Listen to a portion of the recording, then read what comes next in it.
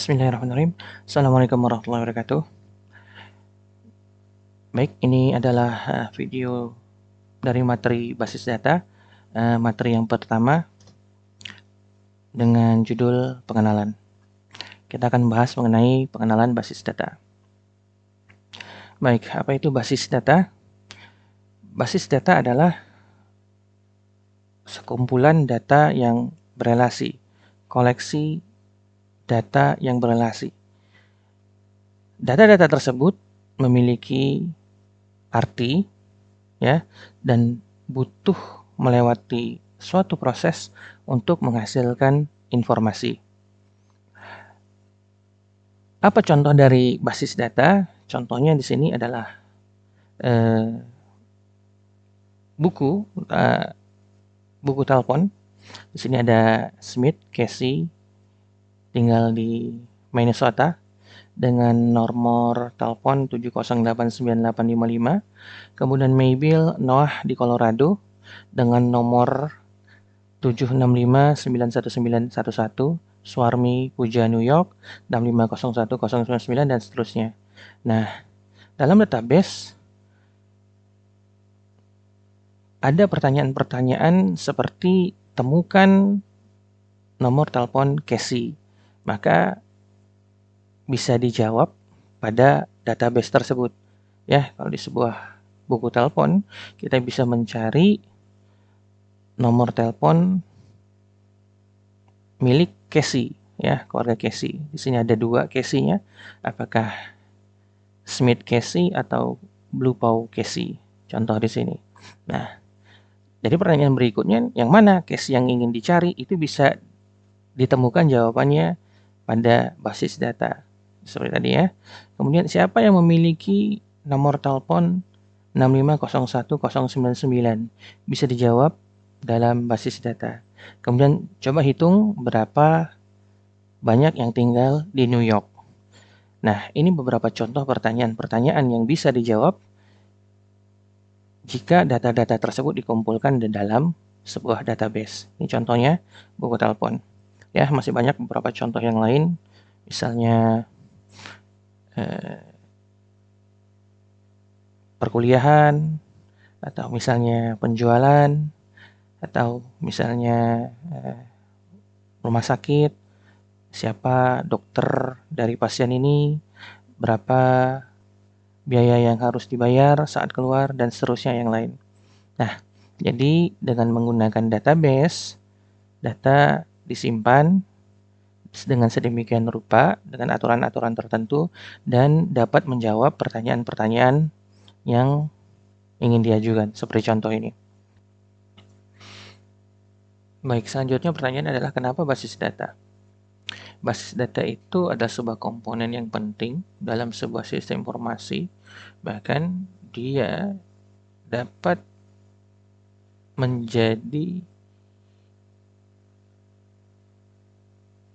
memiliki pengaruh yang besar bagaimana sebuah industri itu berjalan, ya, dari basis data.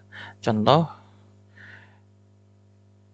barang apa yang mesti diproduksi pada suatu musim oleh sebuah perusahaan, itu dapat ditentukan dari data-data yang sudah direkam selama beberapa waktu. Misalnya suatu daerah itu lebih minat menggunakan produk ini, suatu negara lebih minat pada menggunakan produk atau komponen A pada tanggal sekian, atau pada momen tertentu, misalnya lebaran atau akhir tahun, ya, pada tahun baru. Nah, barang-barang seperti barang X akan lebih disukai dibandingkan barang-barang yang lain. Tentu untuk menghadapi hal yang demikian, produksi barang tersebut akan lebih ditingkatkan dibandingkan pada waktu-waktu sebelumnya. Atau misalnya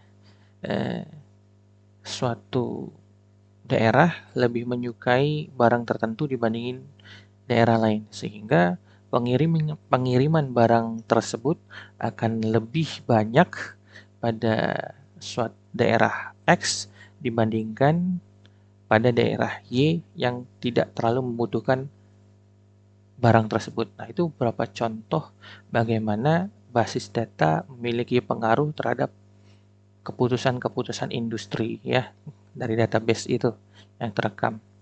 Dan kemudian bahkan karena begitu pentingnya data, industri yang menghasilkan data itu sendiri menjadi sebuah industri yang sedang booming sekarang ya. Jadi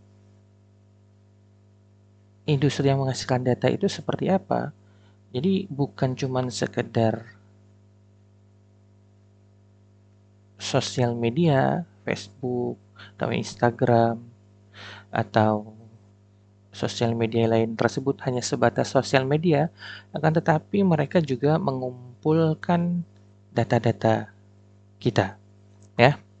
Mungkin bukan data pribadi, walaupun itu bisa kita bisa pertanyakan juga apakah kita belum tentu juga bisa menjamin data pribadi kita tidak digunakan oleh pihak sosial media atau misalnya marketplace seperti tadi ya, seperti Bukalapak atau Shopee atau JDID yang lain seperti itu. Kita melakukan searching, mencari sesuatu barang yang kita inginkan ya, bukan hanya sebagai sebuah marketplace yang menjual barang, data-data bagaimana kita berperilaku, daerah mana kita ya, itu direkam. Dan kemudian itu disimpan dan bisa dijual kepada pihak lain. Nah, buktinya satu contoh misalnya, ya, bagaimana seperti Google merekam jejak kita, misalnya kita sedang ingin mencari suatu barang. Contoh, kita menggunakan satu browser, misalnya kita gunakan Chrome, kemudian kita buka Google, ya, ini terintegrasi misalnya dengan akun kita. Kita buka Chrome, kita buka Google, kemudian kita cari suatu barang, ketemu di suatu marketplace, misalnya Shopee atau Bukalapak atau Tokopedia yang lain, kita masuk ke sana, oke, kita cari, kita search, kita lihat-lihat barang yang kita ingin cari tersebut. Nah, kemudian di browser yang sama kita buka sosial media seperti Facebook. Anda bisa lihat bagaimana kemudian dalam beberapa hari ke depan sosial media seperti Facebook akan memunculkan iklan yang sesuai dengan pencarian kita di Google yang barusan kita buka di marketplace seperti Shopee, Tokopedia yang lain. Itu Anda bisa buktikan kalau Anda ya menggunakan browser yang sama yang saling terintegrasi. Jadi sosial media seperti bahkan kemudian Google, perusahaan seperti itu, kemudian Bukalapak, marketplace seperti itu juga mengumpulkan informasi-informasi dan direkam dalam basis data dan itu bisa ditawarkan kepada pihak lain. Makanya nasihat saya jangan sembarangan mengekspos data pribadi di dunia maya, di internet ya, karena bisa digunakan bisa dijual oleh orang-orang yang tidak berkepentingan dan tidak bertanggung jawab. Nah, kemudian data juga adalah pengetahuan. Nah, dan data adalah uang. Seperti tadi ya, sudah dijelaskan data juga menghasilkan uang, data juga sebuah pengetahuan, bisa menghasilkan pengetahuan. Kita bisa tahu misalnya dari yang sekarang sedang kita alami musibah seperti COVID, kita bisa tahu daerah mana yang paling banyak kasus COVID-nya, ya ada PPKM level berapa. Kalau negara kita di Indonesia, di daerah ini PPKM level 2, ada yang 3, ada 4, ada yang bilang red zone, daerah merah, ada yang daerah hitam, begitu kasusnya. Jadi itu pengetahuan, itu satu contoh pengetahuan, seperti itu. Dan tentu masih banyak contoh-contoh yang lain, ya. Kenapa kita menggunakan basis data, itu banyak keuntungannya, banyak kepentingannya.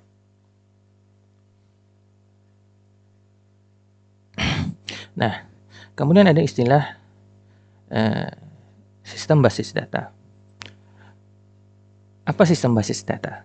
Nah, basis data itu sendiri adalah istilah yang lahir dalam ilmu komputer.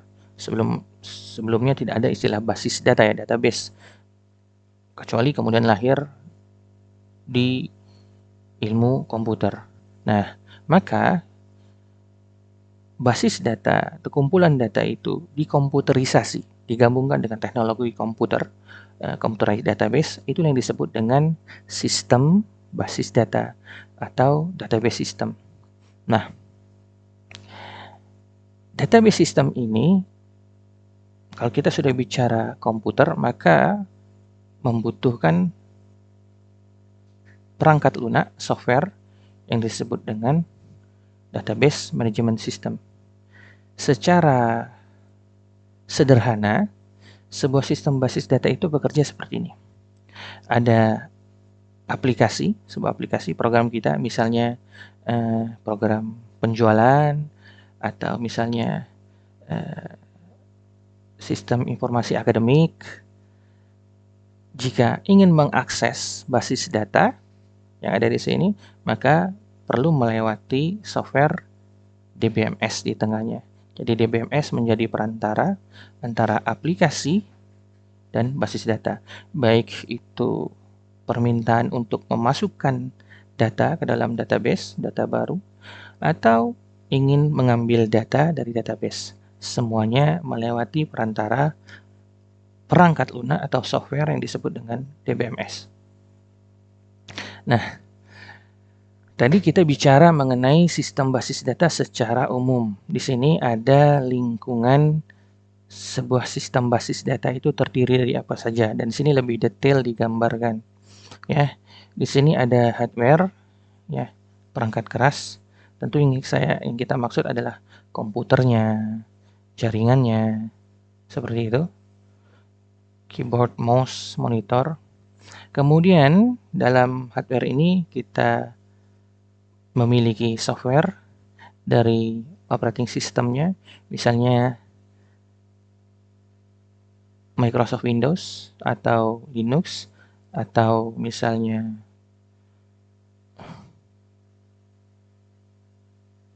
Unix yang lainnya. Kemudian di dalam software tersebut salah satunya adalah DBMS yang kita bahas sebelumnya. Kemudian program aplikasi, ya, aplikasi penjualan, aplikasi akademik, ya, atau aplikasi hotel, rumah sakit, dan seterusnya. Nah, kemudian ada brainware. Nah, brainware ini ada yang sederhananya, ada end user, pengguna akhir. Ini contohnya misalnya admin data ya, yang mengentrikan datanya, atau kasir yang sering kita lihat. Kemudian ada programmer yang membuat programnya, membuat program aplikasi. Kemudian ada database designer yang mendesain basis data itu. Basis data apa yang diperlukan, ya, bagaimana bentuk desainnya. Ini database designer yang mengerjakannya. Kemudian database administrator, setelah sistem berjalan, butuh seseorang yang menjadi administrator dalam database tersebut, yang mengelola, yang memeliharanya. Dan pengawas secara keseluruhan semua sistem, ada sistem administrator. Oke, dan ada database itu sendiri, ya, datanya. Dan terakhir, prosedur dan standar. Ya, ini aturan-aturan bagaimana cara menjalankan sistem, ya, yang perlu diperhatikan oleh semua pengguna sistem. Seperti itu. Nah, ada beberapa software DBMS. Antara lain di sini ada Oracle, Microsoft SQL Server, DB2, MySQL, dan seterusnya. Nah, DBMS itu adalah sebuah software yang mengorganisasi, mengupdate, ya, memperbarui dan mengendalikan basis data. Nah, di beberapa banyak software DBMS ini, kita akan memilih MySQL. Kenapa MySQL? Oke, ada beberapa alasan. Pertama, MySQL ini hampir-hampir gratis, paling tidak sampai sekarang, dan merupakan DBMS yang paling banyak digunakan di dunia setelah Oracle. Ya, setelah Oracle, Anda bisa lihat pernyataan tersebut di sini. Ini ada linknya, Silakan.